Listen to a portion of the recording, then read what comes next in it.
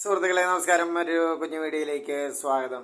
ശ്രീ ഒടുവിൽ ഉണ്ണികൃഷ്ണനെ ഒരു സിനിമയുടെ സെറ്റിൽ വെച്ച് തിരക്കഥാകൃത്തും സംവിധായകനുമൊക്കെ രഞ്ജിത്ത് കരണത്തടിച്ചതുമായി സംബന്ധിച്ചുള്ള വാർത്തകളൊക്കെ ഇന്ന് സോഷ്യൽ മീഡിയയിൽ വൈറലാണ്. ഒടുവിൽ അവനെ പോലുള്ള പ്രായമായ ഒരു മനുഷ്യനെ, അനാരോഗ്യവാനെ, അന്ന് രഞ്ജിത്ത് പ്രായത്തിൽ ജൂനിയറായ രഞ്ജിത്ത് അടിക്കുക എന്ന് പറയുന്നത് തീർത്തും തെറ്റാണ്.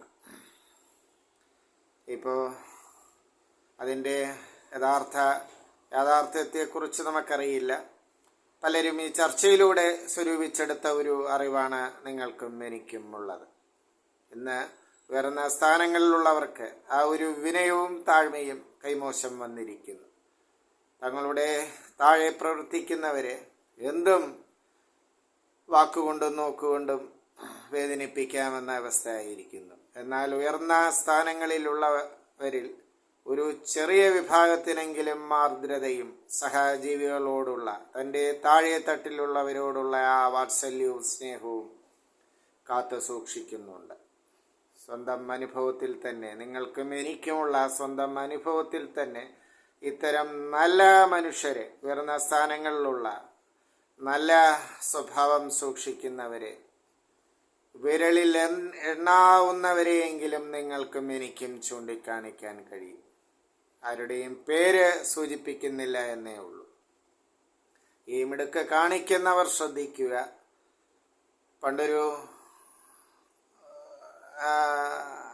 കഥ ആരോ പറഞ്ഞതുപോലെ, നമ്മൾ മുകളിലേക്ക് പടവുകൾ കയറിപ്പോകുമ്പോൾ ആ ബേസിലുള്ളവരെ കൊഞ്ഞനം കുത്തുകയോ അല്ലെങ്കിൽ അവരെ രണ്ട് ചീത്ത പറഞ്ഞുകൊണ്ട് മുകളിലോട്ട് കയറിപ്പോകാൻ ശ്രമിക്കാതിരിക്കുക. കാരണം നാളൊരു സമയം ആ പടി ഇറങ്ങി വരുമ്പോൾ ആ ബേസിലുള്ളവരുടെ പരിഹാസം നമുക്ക് അപ്പോൾ കേൾക്കേണ്ടി വരും. അതാണ് അറിവുള്ളവർ പറയുന്നത്. ബേസിലുള്ളവരെ ചീത്ത പറഞ്ഞുകൊണ്ട് മുകളിലേക്ക്, ഞാൻ മുകളിലോട്ട് കയറുകയാണല്ലോ, ഓടാ മറ്റവൻ്റെ മോനെ എന്ന് പറഞ്ഞ് കയറിയാൽ നാളൊരു ഘട്ടം വിധിയുടെ സമ്മർദ്ദം നിമിത്തം താഴോട്ട് പതിക്കുകയാണെങ്കിൽ ആ ബേസിലുള്ളവൻ്റെ തന്തയ്ക്ക് വിളി നമുക്ക് അപ്പോൾ കേൾക്കേണ്ടി വരും. അത് വലിയ കുറച്ചിലാകും അഭിമാനികൾക്ക്.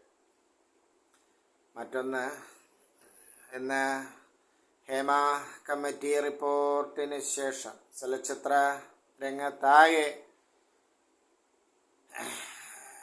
പല വിഷയങ്ങളെയും സോഷ്യൽ മീഡിയയിൽ ബന്ധപ്പെട്ടവർ അലക്കുകയാണ്. അതൊരു നല്ല പ്രവണതയാണ്. ചലച്ചിത്ര രചയിതാവ് രഞ്ജിത്തിൻ്റെ വർത്തമാനത്തിലെ ശൈലിയും മറ്റും സുരാജ് വെഞ്ഞാറുമൂട് പോലുള്ളവർ മിമിക്രി വേദികളിലും പൊതുവേദികളിലും അനുകരിച്ച് കാണാറുണ്ട്. അപ്പോൾ രഞ്ജിത്തിനെ കുറിച്ച് ഏതാനും സിനിമകൾക്ക്, ദേവാസുരം, ആറാം തമ്പുരാൻ തുടങ്ങിയ സിനിമകൾക്കുള്ള ഒക്കെ ഭേദപ്പെട്ട തിരക്കഥകൾ രചിച്ചിട്ടുണ്ട്.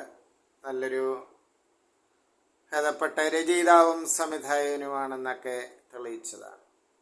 പക്ഷേ വിനയത്തിൻ്റെ അഭാവമാണ് എന്ന് അയാൾക്ക് ഈ അവസ്ഥ നേരിടേണ്ടി വരുന്നത്. അപ്പോൾ നമ്മുടെ വലിയ പദവികളിലുള്ളവർ തങ്ങളുടെ താഴെയുള്ളവരെ വിനയത്തോടുകൂടെ കാണുക എന്നൊരു അഭ്യർത്ഥന മാത്രമാണ് കൺക്ലൂഷനായി പറയാനുള്ളത്. എന്നെ കാണുന്നവർക്കും ഇത് തന്നെയാവും അഭിപ്രായമെന്ന് തോന്നുന്നു. പ്രതികരിക്കുക സുഹൃത്തുക്കളെ. നന്ദി, നമസ്കാരം.